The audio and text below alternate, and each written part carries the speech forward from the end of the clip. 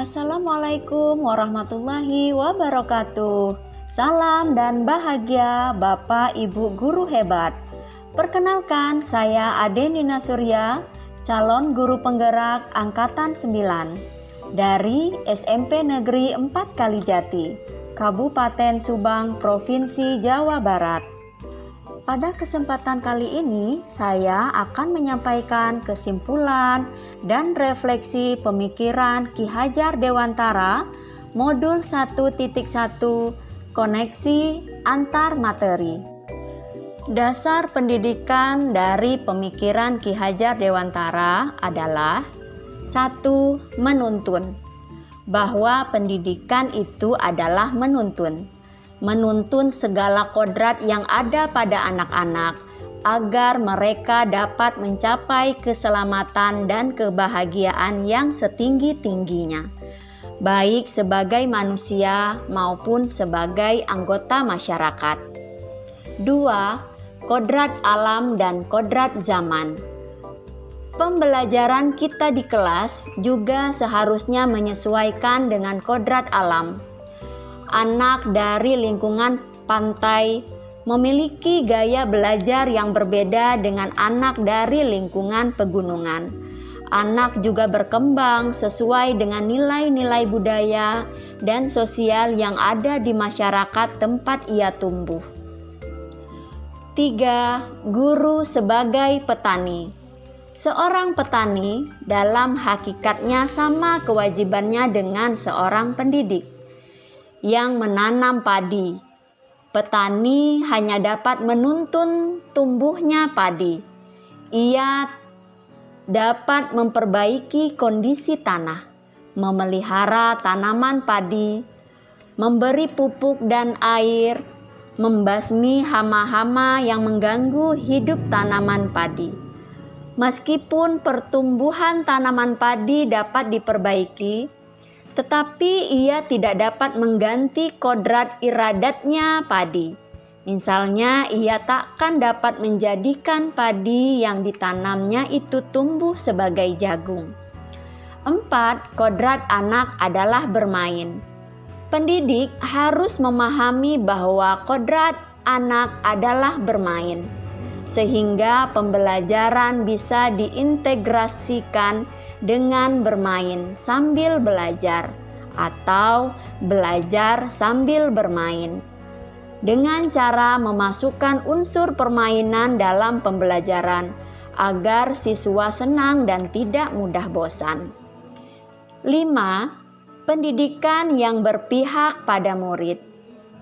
Pendidikan yang berpihak pada murid merupakan pendidikan yang menitik beratkan peserta didik sebagai prioritas utama yang harus dilayani. Sehingga pendidikan yang berpusat pada anak atau student center bukan lagi guru yang memiliki banyak peran dalam pembelajaran. 6. Bukan tabula rasa, yaitu peserta didik bukan dianggap sebagai kertas kosong, tetapi peserta didik yang dilahirkan itu diumpamakan sehelai kertas yang sudah ditulisi. Tetapi semua tulisan-tulisan itu suram, sehingga pendidik berkewajiban untuk menebalkan segala tulisan yang suram yang berisi baik, agar kelak nampak sebagai budi pekerti yang baik. Segala tulisan yang mengandung arti jahat hendaknya dibiarkan, agar jangan sampai menjadi tebal, bahkan makin suram. 7. Budi pekerti, yaitu pendidikan tidak hanya mempersiapkan siswa untuk menguasai ilmu pengetahuan, tetapi juga untuk mengembangkan budi pekerti dan karakter yang baik. Apa yang Anda percaya tentang murid dan pembelajaran di kelas sebelum Anda mempelajari modul 1.1? Sebelum mempelajari modul 1.1, pembelajaran yang saya lakukan adalah 1. Pembelajaran sebatas mentransfer materi pelajaran. Pembelajaran yang saya lakukan hanya sebatas menyampaikan materi pelajaran saja. Saya tidak memperdulikan apakah murid saya sudah benar-benar paham dari apa yang sudah saya ajarkan.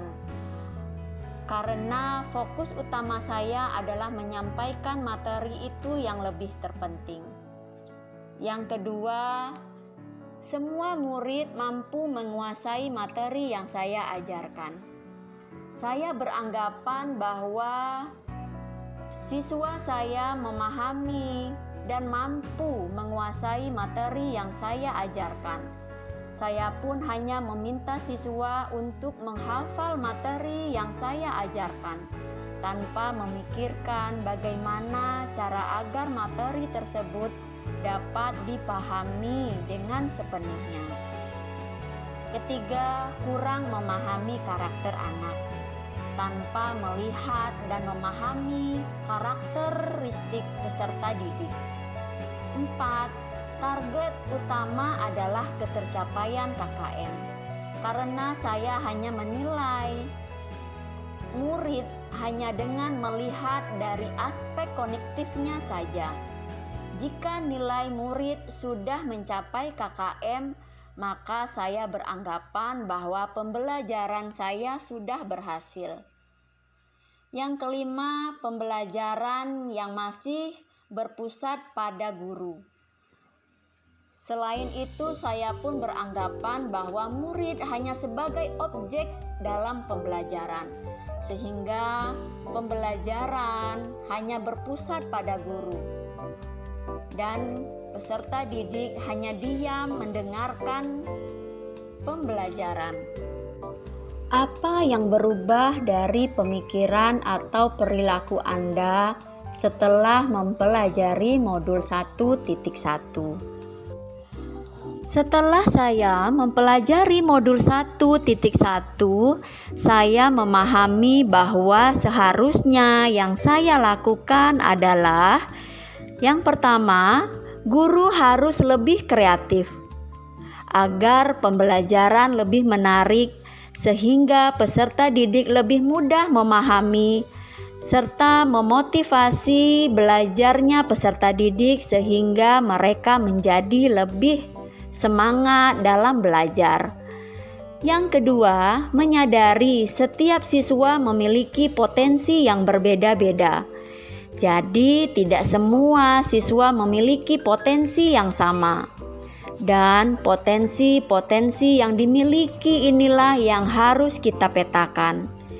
Yang ketiga, murid bukan sebagai objek pembelajaran, melainkan subjek pembelajaran.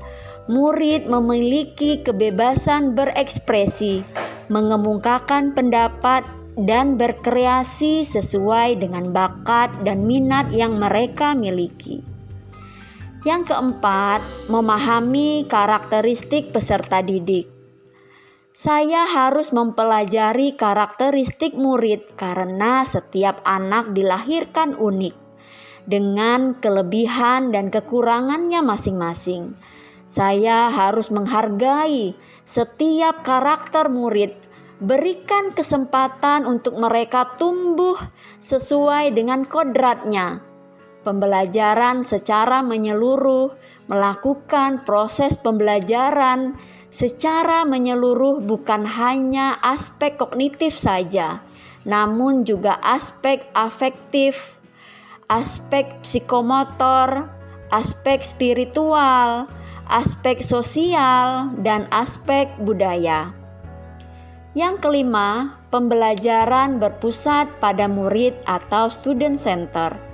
Guru seharusnya sebagai fasilitator dalam proses pembelajaran.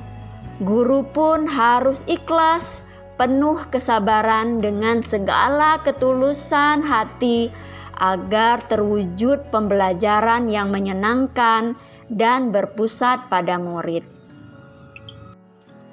Apa yang dapat segera Anda terapkan lebih baik agar kelas Anda mencerminkan pemikiran Ki Hajar Dewantara?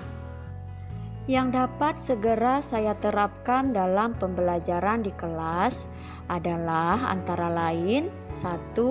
Berdoa sebelum dan sesudah pembelajaran. Selalu mengajak siswa untuk berdoa sebelum dan sesudah pembelajaran, agar siswa nantinya memiliki etika dan budi pekerti yang baik. 2. Merancang pembelajaran yang interaktif dan menyenangkan. Dalam pembelajaran, saya harus berusaha untuk membuat pembelajaran yang menyenangkan agar siswa tidak jenuh dan merasa bosan selama mengikuti pembelajaran, dengan melibatkan siswa sesuai dengan metode student center.